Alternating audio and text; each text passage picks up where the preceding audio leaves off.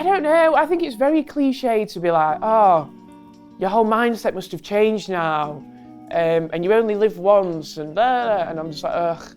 I have not washed the pots since we moved in. I'm always like, oh, can't do it, you know, I've had cancer.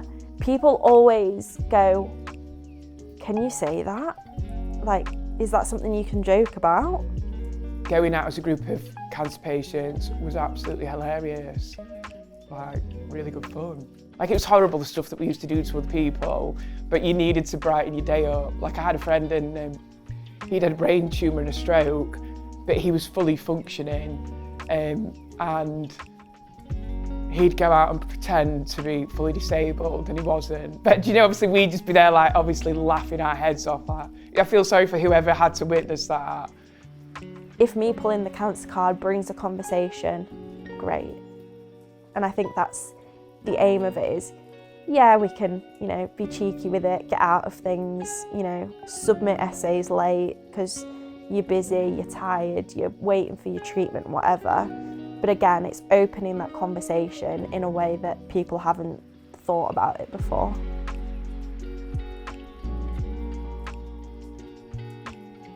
Cancer is when the cells that make up our body, our organs, they start to go a bit wrong, essentially.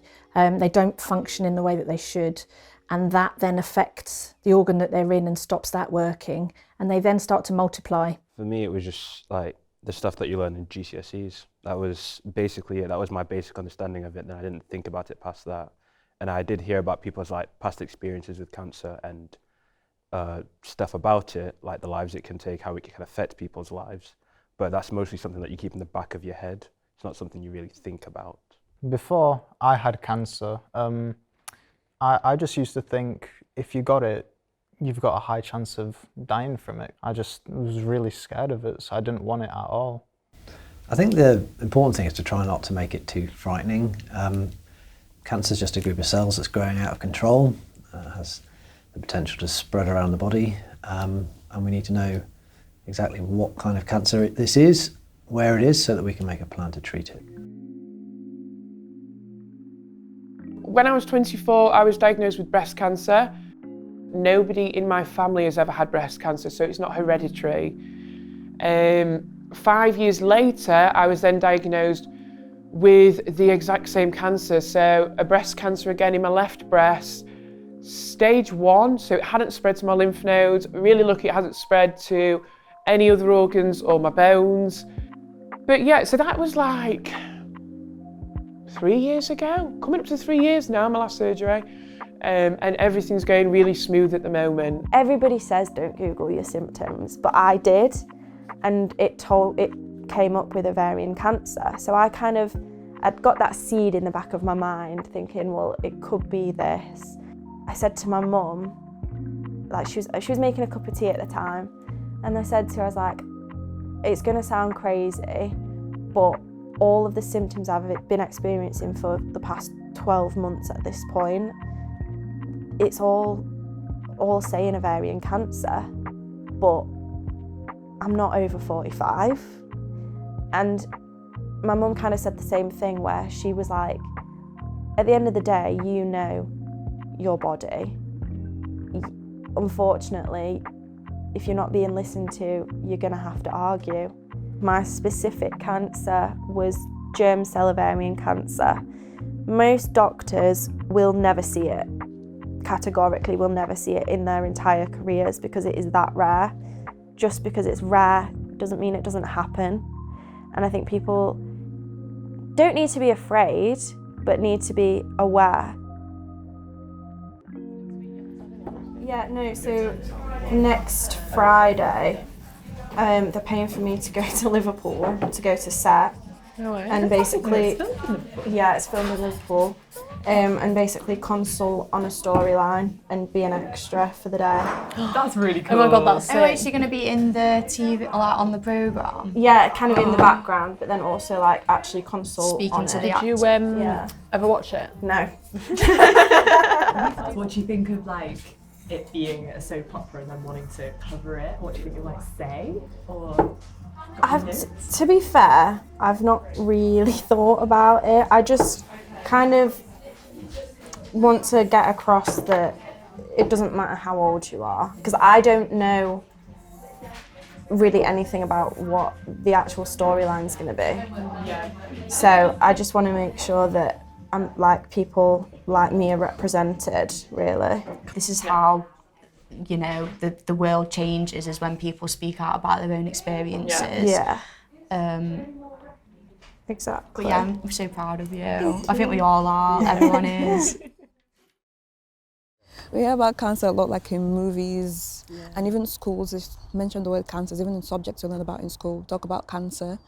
So it's not weird talking, like saying the word cancer, but maybe going deeper into cancer, it gets a bit iffy. It's a real thing, and if we don't talk about it, it's kind of like we are shying away from the issues concerning it. So I think it might feel weird to talk about it sometimes, but we need to talk about it. To be really truthful, I found it hard to find that balance between like treating you as like before while she had cancer, because there's an element of not an element of like feeling sorry for you, but an element of a new element of I don't want to upset you in any way with anything that I would say casually.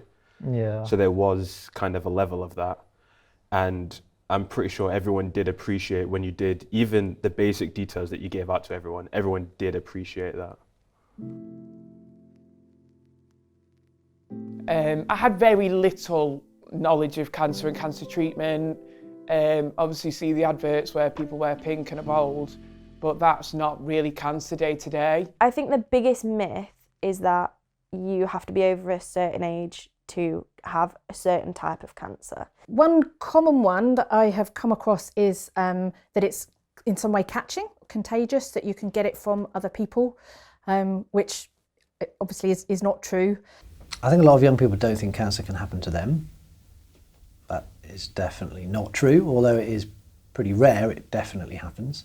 I think there are other beliefs around that it's automatic, you're going to die. So it's almost a kind of a death sentence if you're given a diagnosis, which isn't the case because childhood cancers are so treatable and we have great cure rates for them. So it's not the kind of the life-limiting illness that people would assume it is, I think. Cancer shouldn't be such a scary word.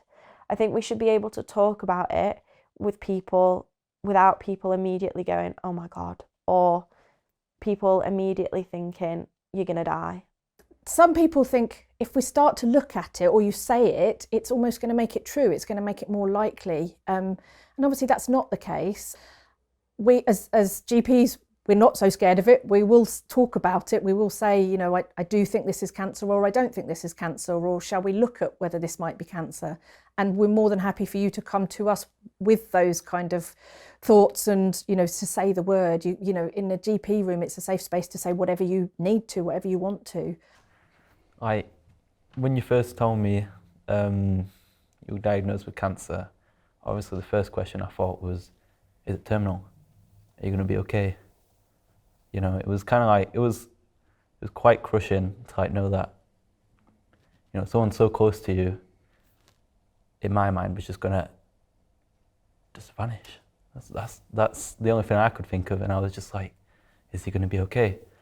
The first few days I shut everything down, and after the shutdown period, after a week, I was finally willing and able to talk to someone, but no one was asking questions because they were too scared to ask, because it's so taboo to ask about someone's disease.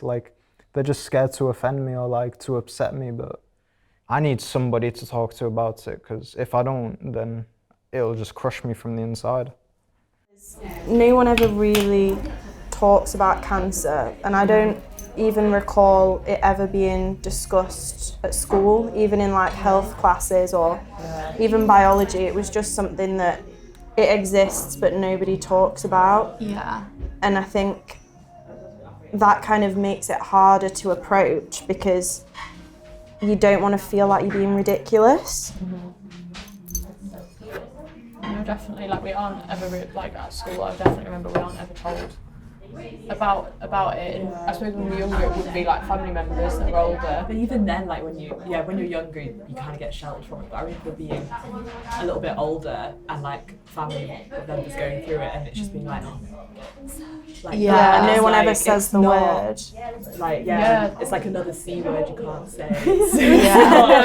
One of the things you have to deal with a cancer diagnosis is everyone else's emotions. So weirdly, you end up having to be the strong one, and everyone else is just crying and hugging you,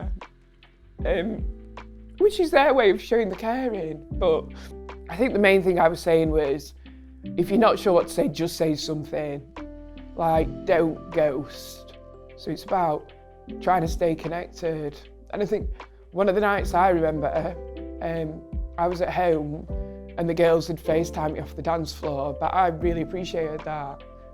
To know that they're thinking about you means a lot.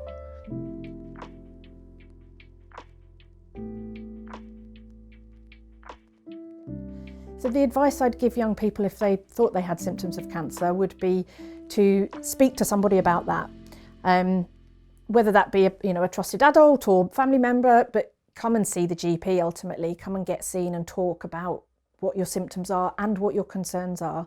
So I think it's just really important that we feel comfortable enough in our own bodies and understand ourselves enough to pick up when things aren't quite normal, or if something's been going on for a few weeks, there's literally no harm in going and bothering your doctor and just making sure that you're also happy with the answer that they give you. The most important thing is to know that there is no such thing as a stupid question. Everything that you tell us is confidential. So, ask us personal and private things, ask us silly things, ask us things about your sex life, ask us whatever you need to. The most frightening question is usually the one that's going around unanswered in your head. Most times if you ask that question, the answer will not be as frightening as the most frightening thing you thought might be said. And just by asking the question and having it answered, most people will feel better about whatever it was they were worrying about. So ask questions. Where your cancer was, it's more like, how do you now perceive your future going? Because, like, I don't know if I want to ask that. You can ask. Okay, because obviously I'd say out of all of us, you and Tom were most likely wanting to like have kids and stuff. And for me, that is like, for your behalf, it like breaks my heart the fact that out of all of us, you two were the ones that wanted kid the most. Yeah. How do you see your future? I didn't know if I was going to be able to freeze my eggs. I didn't know if I'd ever be able to actually have children that are biologically mine. And that was a really difficult conversation to have. And I mean, obviously, I was lucky enough that I got to freeze my eggs. Yeah.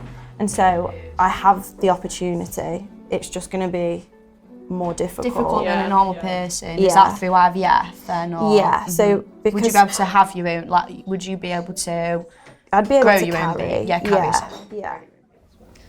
So in the UK, around something like 1,600 young people a year will be diagnosed with cancer under the age of 16. The average GP will see one young person with cancer every 10 or 15 years in their practice. Talking about cancer doesn't make it any more likely to happen to you, but it might mean that if something does happen to your friend, they might go and see someone and find out about it a bit sooner. I think for me, it was a determination to not have it define my life, in the fact that when I was going through it, I really struggled in feeling like I was behind where I wanted to be. And even now, sometimes I feel like that.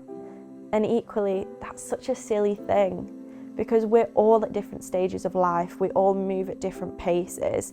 I look after my health a lot more, and I just enjoy wearing a pair of leggings, walking boots, walking the dog into the pub, Sunday lunch. That's the dream. And I think the rest of it is just noise. And you kind of realise how little you are in the scale of everything. And even though you might be getting all of those emails from your boss or text messages and WhatsApp group, like, it doesn't really matter. Life now is comfortable for me, you know. I've managed to buy my own home with my partner, you know, we've got a dog, I've got a full-time job.